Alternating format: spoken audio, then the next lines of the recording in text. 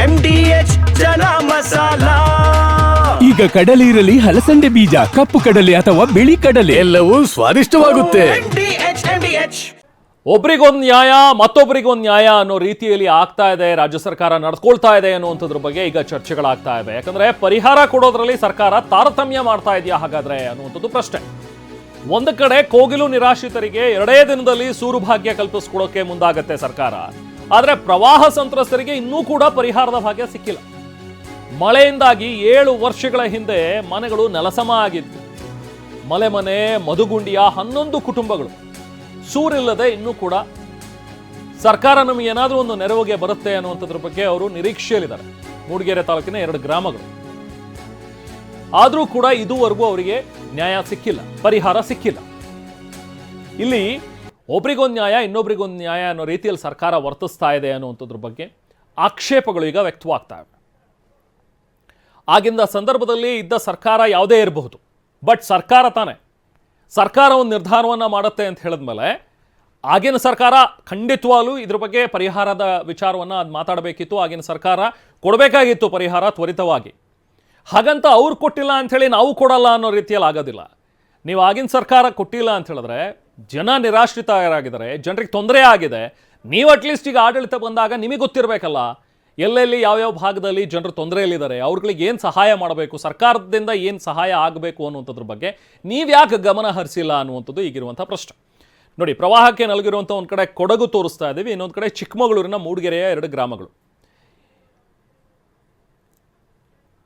ಈಗಲೂ ಕೂಡ ಜನ ಪಾಪ ಸರ್ಕಾರವನ್ನು ಎದುರು ನೋಡ್ತಾ ಇದ್ದಾರೆ.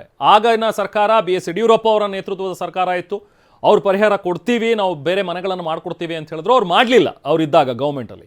ಈಗ ಕಾಂಗ್ರೆಸ್ ಗೌರ್ಮೆಂಟ್ ಬಂದಿದೆ, ಅಟ್ಲೀಸ್ಟ್ ನೀವಾದರೂ ಮಾಡಿ ಅನ್ನುವಂಥದ್ರ ಬಗ್ಗೆ ಜನ ಈಗ ಪ್ರಶ್ನೆಗಳನ್ನು ಕೇಳ್ತಾ ಇದ್ದಾರೆ. ಅಲ್ಲಿ ಇನ್ನೂ ಕೆಲವರು ಮಾತಾಡಿದ್ದಾರೆ ಈ ವಿಚಾರವಾಗಿ, ಬನ್ನಿ ನೋಡೋಣ.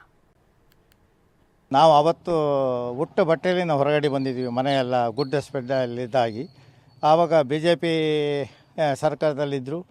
ಮತ್ತು ನಮ್ಮ ಮಾನ್ಯ ಮುಖ್ಯಮಂತ್ರಿಗಳು ಯಡಿಯೂರಪ್ಪನವರು ಕೂಡ ನಮ್ಮಲ್ಲಿಗೆ ಬಂದು ನಮ್ಗೆ ಭರವಸೆ ಕೊಟ್ಟು, ನಿಮ್ಮದು ಹೋದ ಭೂಮಿಗೋಸ್ಕರ ನಿಮಗೆ ಇಲ್ಲಿ ಬೇಡ, ಬೇರೆ ಕಡೆ ಅವತ್ತೆ ವ್ಯವಸ್ಥೆ ಮಾಡಿಕೊಡ್ತೀವಿ. ಈ ಭೂಮಿ ನಮ್ಮನ್ನು, ಈ ಹೋದ ಭೂಮಿ ಪ್ರಯೋಜನ ಇಲ್ಲ, ಇದು ಅದನ್ನ ನೀವು ಸರ್ಕಾರಕ್ಕೆ ಬಿಟ್ಟುಕೊಡಿ, ಮತ್ತು ಉಳಿದ ಭೂಮಿ ನಿಮಗೆಷ್ಟು ನಮ್ಮ ಸರ್ಕಾರದಿಂದ ವತಿಯಿಂದ ನಿಮ್ಮ ಜೀವನ ಉಪಯೋಗಕ್ಕೆ ಆಗಷ್ಟು ಜಮೀನು ಮತ್ತು ಮನೆ ಎರಡೂ ಕೊಡ್ತೀವಿ ಅಂತ ಭರವಸೆ ಮಾಡಿ ಹೋದರು. ಇವತ್ತಿಗೆ 6 ವರ್ಷ ತುಂಬಿ 7ನೇ ವರ್ಷ ಆಗಿದೆ. ಈಗ ಸರ್ಕಾರ ಹೋಗಿ ಆಯಿತು. ನಾವು ಆದಷ್ಟು ಪ್ರಯತ್ನಪಟ್ಟು DC ಆಫೀಸಿಗೆ ಮತ್ತು ತಾಲೂಕು ಆಫೀಸಿಗೆ ಪ್ರತಿಯೊಂದು ಅಧಿಕಾರಿಗಳಿಗೆ ನಾವು ತಿರುಗಿ ಈಗ ಹೇಳಿದ್ದೀವಿ. ಬರೀ ಭರವಸೆ ಕೊಟ್ಟಿದ್ದಾರೆ, ಬಿಟ್ಟರೆ ಬೇರೇನೂ ಇಲ್ಲ. 2019ರಲ್ಲಿ ಇಲ್ಲಿ ನಮ್ಮ ಮನೆಯಲ್ಲಿ ಮೇಲೆಗಡೆ ಗುಡ್ಡ, ಭಾರಿ ದೊಡ್ಡ ಗುಡ್ಡ, ಅವ್ರದ್ದೊಂದು 50ರಿಂದ 100 ಎಕರೆ ಒಬ್ಬರು ಕ್ರಿಶ್ಚಿಯನ್ ತೋಟ ಜಾರಿ ಬಿಟ್ಟು ಸ್ವೆಡ್ಡಾಗಿ ಫುಲ್ಲು 2 ದೇವಸ್ಥಾನ, ನಮ್ಮದು ಒಟ್ಟಿಗೆ 5 ಮನೆ ಕಂಪ್ಲೀಟ್ ನೆಲಸಮ, ಏನೂ ಇಲ್ಲ. ಈಗ ಕಾಡಾಗಿ ಹೋಗಿದೆ, ಅದೆಲ್ಲ ಬಂಡೆ ಎಲ್ಲ. ಇದು ಪಾಪ ಸಂತ್ರಸ್ತರ ಅಳಲು. ಇದ್ರ ಬಗ್ಗೆ ಮಾತಾಡೋದಕ್ಕೆ ಅಶ್ವಿತ್ ನಮ್ಮ ಜೊತೆಗೆ ಜಾಯ್ನ್ ಆಗಿದ್ದಾರೆ. ಮಾತಾಡೋಣ. ಅಶ್ವಿತ್, ಈಗ ಆ ಭಾಗದಲ್ಲಿ ಇನ್ನೂ ಕೂಡ ಸಮಸ್ಯೆ ಹೇಗಿದೆ ನೋಡಿ? 7 ವರ್ಷಗಳ ಮುಂಚೆ ಆಗಿರುವಂಥದ್ದು, ಇದುವರೆಗೂ ಕೂಡ ಯಾವ ಸರ್ಕಾರನೂ ನಮಗೆ ಪರಿಹಾರ ಕೊಟ್ಟಿಲ್ಲ ಅಂತ ಹೇಳಿದ್ರೆ ನಿಜಕ್ಕೂ ಸರ್ಕಾರದಲ್ಲಿರುವಂಥವ್ರಿಗೆ ಎಲ್ರಿಗೂ ಕೂಡ ಈ ಒಂದು ವಿಚಾರ ಅದನ್ನ ಗಮನ ಹರಿಸಲೇಬೇಕಾಗಿರುವಂಥ ಒಂದು ವಿಚಾರ. ಆಗ ಯಡಿಯೂರಪ್ಪ ಅವರಿದ್ರು, ಅವ್ರು ಹೇಳಿದ್ರು ಸರಿ, ಬಟ್ ಅದಾದ್ಮೇಲೆ ಅವ್ರು ಪರಿಹಾರವನ್ನು ಕೊಡಲಿಲ್ಲ. ಅಟ್ಲೀಸ್ಟ್ ಈಗಲಾದರೂ ಪರಿಹಾರವನ್ನು ಕೊಡಿ ಅನ್ನುವಂಥದ್ರ ಬಗ್ಗೆ ಕೇಳ್ತಾ ಇದ್ರು. ಇನ್ನು ಎಷ್ಟು ವರ್ಷಗಳ ಕಾಲ ನಾವು ಕಾಯಬೇಕು? ನಾವೇ ನಿರಾಶ್ರಿತರಲ್ವಾ ಅನ್ನುವಂಥದ್ದು ಪ್ರಶ್ನೆ. ಸದ್ಯಕ್ಕೆ ಅಲ್ಲಿನ ಪರಿಸ್ಥಿತಿ ಹೇಗಿದೆ ಈಗ ಅಶ್ವಿತ್? ಖಂಡಿತವಾಗ್ಲೂ ರೆಹಮಾನ್, 2019 ಆಗಸ್ಟ್ 8ರ ರಾತ್ರಿ ಏನಿದೆ ಅದು ಚಿಕ್ಕಮಗಳೂರನ್ನು ಬೆಚ್ಚಿ ಬೀಳಿಸುವಂಥದ್ದು.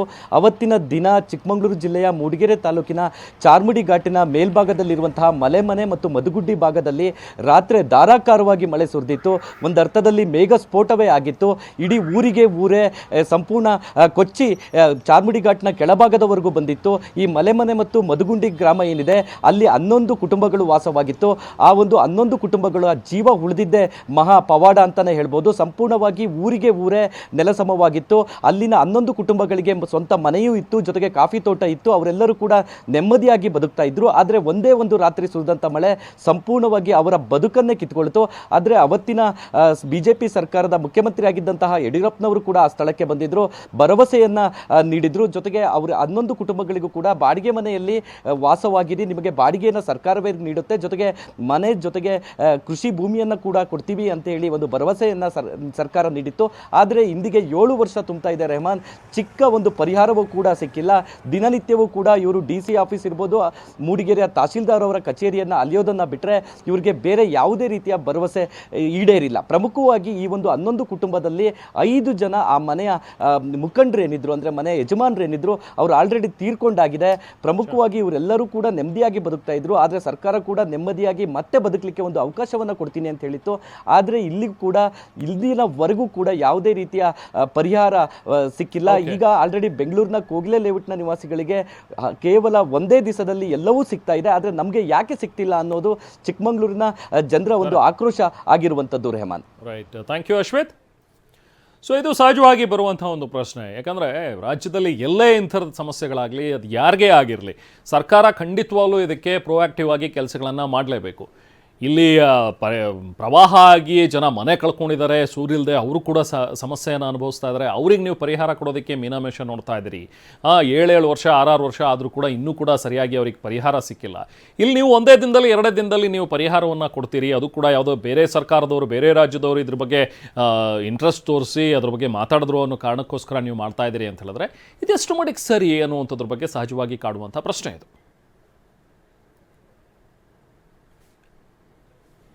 ವಾಹ್, ಯಾಕೆ ಈಗ ಬಂತ ಸ್ವಾದ? ಖಂಡಿತ ಈಗ ಬಂತು ಅಸಲಿ ಸ್ವಾದ. MDH chunky chaat masala life ಅಲ್ಲಿ ಅಸಲಿ ಸ್ವಾದ ತರುತ್ತೆ. ಅಸಲಿ ಮಸಾಲ, ಎಸ್ ಎಸ್ MDH.